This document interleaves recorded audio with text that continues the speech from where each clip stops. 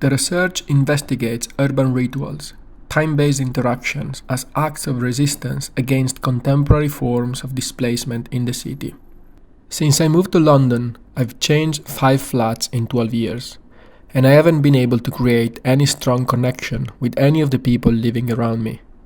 It's not that I haven't been able to build any meaningful relationship in the city, but none of these were with my closest neighbors. I'm sure there might be different experiences of living in a big city, but I found that many people could relate to this.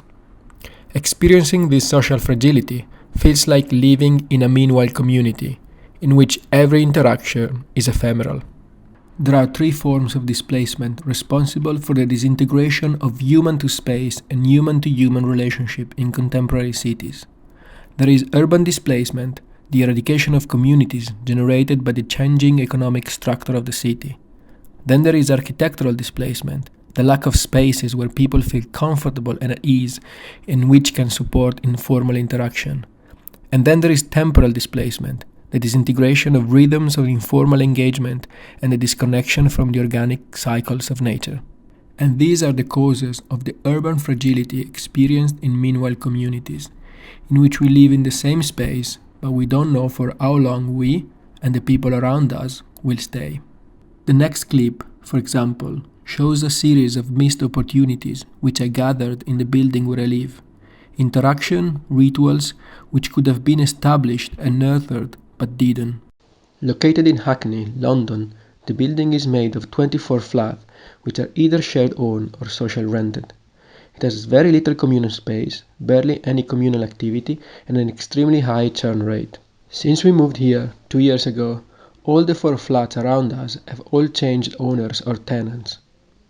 It's like living in a meanwhile community. One of the neighbors left a bike pump in the communal shed. I thought it was a gesture of solidarity and trust, and ended up using it a couple of times. I therefore decided to leave my chain grease in the bike shed. I wanted to reciprocate and hoped this could lead to more exchanges. I still don't know who the pump belongs to. We had a few no ball games signs on the wall of the courtyard until someone removed them. After some time, the kids of flat 3 hung a basket in the corner of the space and started leaving their basketballs out there. I then felt encouraged to bring my kid in the courtyard and let him play with his skateboard. And one day there, I met the tenant of flat 15, which showed him some skateboard tricks. Last summer, the housing association raised the possibility of using a community grant to help residents to come together and improve the communal space of the building. They organized a community meeting and a few people showed up. We discussed buying outdoor table tennis, removing a couple of parking bays, adding some greenery or basket for kids to play.